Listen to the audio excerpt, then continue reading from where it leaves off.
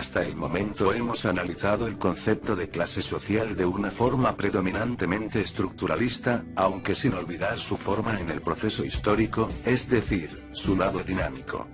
Pero más allá del lugar que ocupa las clases sociales en la división social del trabajo en la sociedad capitalista, las relaciones de producción capitalista se articulan bajo un concepto fundamental que hasta ahora no hemos analizado, pero sin embargo es esencial para entender el concepto de clase social. Tal concepto es la plusvalía.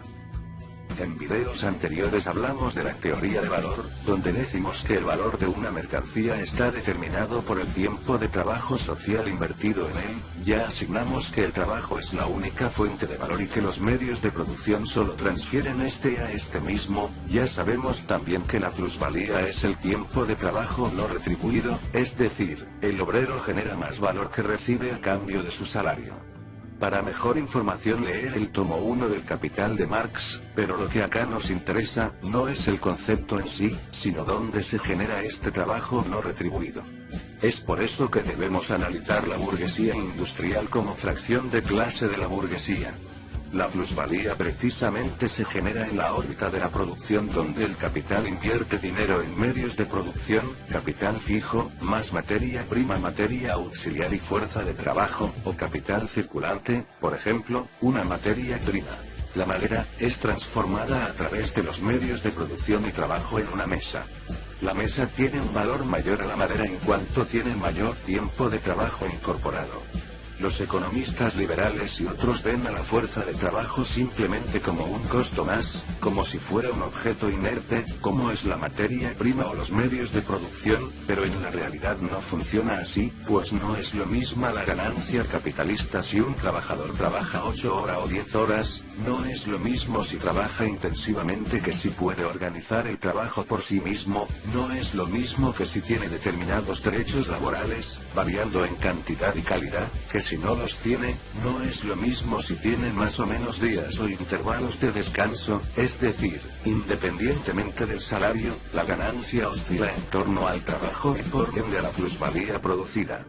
El salario sin duda es un elemento de oscilación de la ganancia capitalista, dado que un aumento de este primero, baja el segundo y viceversa, pero con esto no nos referimos solamente al salario de bolsillo, también a los distintos aportes patronales como puede ser para jubilaciones, salud, seguro contra accidente, sepelio, etc. y también el tiempo libre y tiempo de recuperación, o de descanso, va relación inversa a la ganancia capitalista. Estas cuestiones producen un entretejido político que iremos desarrollando en el transcurso de esta serie de videos. Las oscilaciones de la ganancia capitalista dependen de los factores descritos anteriormente, pero también, desde el punto de vista de la productividad en general, la producción de plusvalía en particular, por el cual ésta se estructura en más factores. Así, la plusvalía depende directamente de la cantidad de trabajadores en la empresa. Entre mayor cantidad de obreros, mayor es la masa de plusvalía, y por ende la ganancia. Pero, sobre todo, y lo que mayor caracteriza al modo de producción capitalista son los medios de producción, es decir, la capacidad tecnológica instalada. La reducción del tiempo de producción, al aumentar la productividad del trabajo, aumenta la plusvalía en términos relativos, es decir, el tiempo de trabajo no retribuido sin la necesidad de aumentar o intensificar el tiempo de trabajo. Así también la disminución del valor de los bienes y servicios de primera necesidad reduce el valor del salario, es decir, del tiempo necesario para reproducir la fuerza de trabajo, lo que produce un aumento de la plusvalía. Si bien el desarrollo de las fuerzas productivas y los medios de producción como elemento dominante, dicho en modo general, produce mejoras en la situación económica, tanto de la burguesía como del trabajador, dichas mejoras serán sumamente desigual, favoreciendo ampliamente a la clase capitalista, lo que refleja incluso que en algunos periodos históricos tal desarrollo impacta en un retroceso de las condiciones de vida de la clase trabajadora. Resulta paradójico que en la actual coyuntura histórica, con un desarrollo tan alto de las fuerzas productivas, se debatan aún condiciones laborales que retroceden hasta antes de la Segunda Guerra Mundial. Desde el punto de vista de este análisis, obtenemos una idea parcial de cómo es que oscila la ganancia capitalista, cuyo centro de gravedad es la fuerza de trabajo en la producción de plusvalía que se genera en el sector industrial, en la que también incluimos al sector productivo en su conjunto, que incluye el sector agrario, minero, pesca, forestal, construcción, reparación, etc. y no incluimos a los terratenientes ya que estos no invierten en capital productivo, sus ingresos provienen de la renta del suelo, es decir, de la explotación del arrendatario y al obrero rural a través del usufructo de las tierras.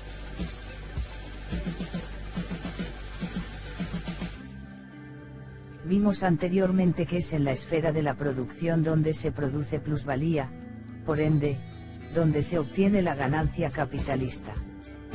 Analizamos que esta misma oscila en función del tiempo y la intensificación de la fuerza de trabajo, por ello, para seguir avanzando debemos preguntarnos qué relación tiene el capital comercial con la esfera de la producción. Y más concretamente con la producción de plusvalía.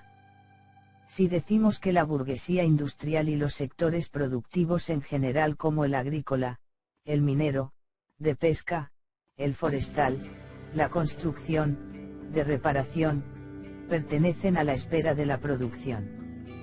La burguesía comercial por el contrario pertenece al sector de la circulación. Ambas esferas están intrínsecamente relacionadas, pues la circulación depende estrictamente de la producción, pero a su vez la producción necesita de la circulación para que la plusvalía se consuma como tal. A medida que se desarrolla las fuerzas productivas, y sobre todo, a medida que se desarrolla la producción de mercancía en el comercio nacional y mundial, la esfera de la circulación adquiere su propia dinámica y proceso de acumulación. Recordemos que el capital comercial es quien históricamente se desarrolla antes que el capital industrial, puesto que la esfera de la producción, en sus comienzos estaba dominada por relaciones precapitalistas. La esfera de la circulación no es un sector homogéneo por lo que es necesario dividirlo en dos grandes subsectores. Por un lado el sector productivo, asociado con el transporte y almacenamiento. Según Marx este subsector forma parte del capital industrial, y la fuerza de trabajo de sus obreros contribuyen a la generación de plusvalía. Pero hay que ser cautos, si bien visto desde el trabajo en su conjunto, este subsector de la circulación contribuye a la producción de plusvalía como dice Marx, esta se genera de manera distinta a la realizada en la esfera de la producción. Mientras que la segunda se produce como excedente de trabajo incorporado, que se magnifica en la extracción o transformación material, en la primera, puesto que no hay ningún cambio material, simplemente cambio espacial o de conservación. La producción de plusvalía se manifiesta como reducción del tiempo de trabajo doméstico o el trabajo productivo en caso del consumo productivo. El desarrollo de las fuerzas productivas en el sector transporte y almacenamiento tiene un especial impacto puesto que reduce los tiempos de circulación, lo que impacta directamente en los tiempos de rotación del capital, cuestión que hablaremos más adelante. También el sector transporte y almacenamiento se comporta como un elemento bisagra entre el capital industrial y capital comercial, en el que algunos casos parecen pertenecer al mismo capital industrial, en otros casos al capital comercial y o incluso establecerse como una esfera autónoma.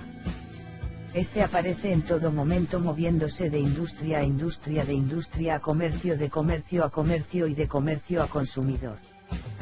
Por otro lado, el sector no productivo, pero no por ello menos indispensable desde un punto de vista funcional, se refiere al comercio mismo. Este subsector por sí mismo no produce plusvalía, simplemente se dedica al intercambio, pero si no genera plusvalía, ¿de dónde saca su ganancia?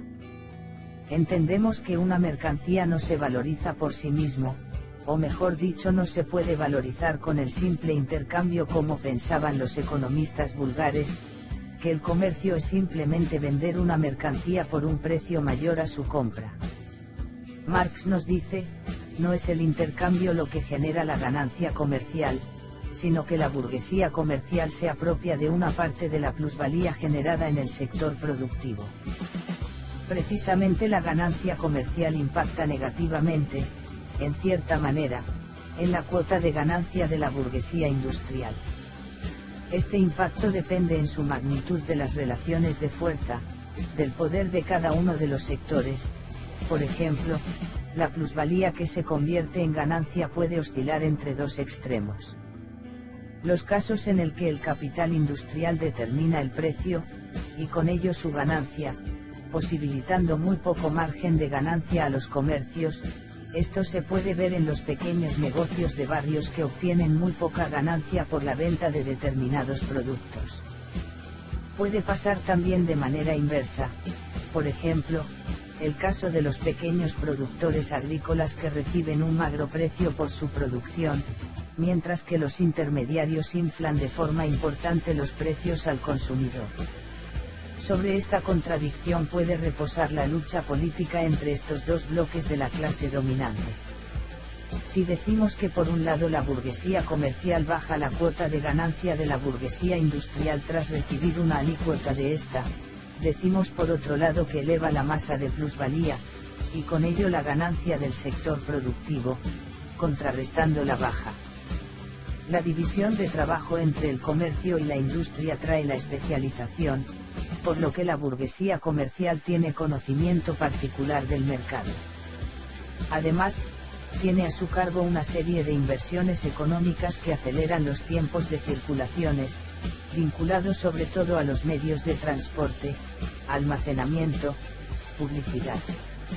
De ahí, es que se incrementa la masa de plusvalía del sector productivo, pues, esta masa se acrecienta con la reducción de los tiempos de rotación de capital, que es igual al tiempo de producción más el tiempo de circulación. Este aumento de la masa de plusvalía se refleja en un aumento de la cuota ganancia del sector industrial, y sector productivo en general. La contradicción entre la burguesía industrial y comercial se vincula, como ya dijimos, en cuanto al reparto de la plusvalía reflejada en la cuota de ganancia general. Pero estos dos sectores tienen intereses comunes que rebasan su contradicción, ya que ambos se necesitan estrictamente, puesto que, por sobre todo, ambos se benefician por igual del aumento de la explotación de la clase trabajadora y de todas las medidas económicas, políticas, sociales y culturales tendiente a aumentar la plusvalía.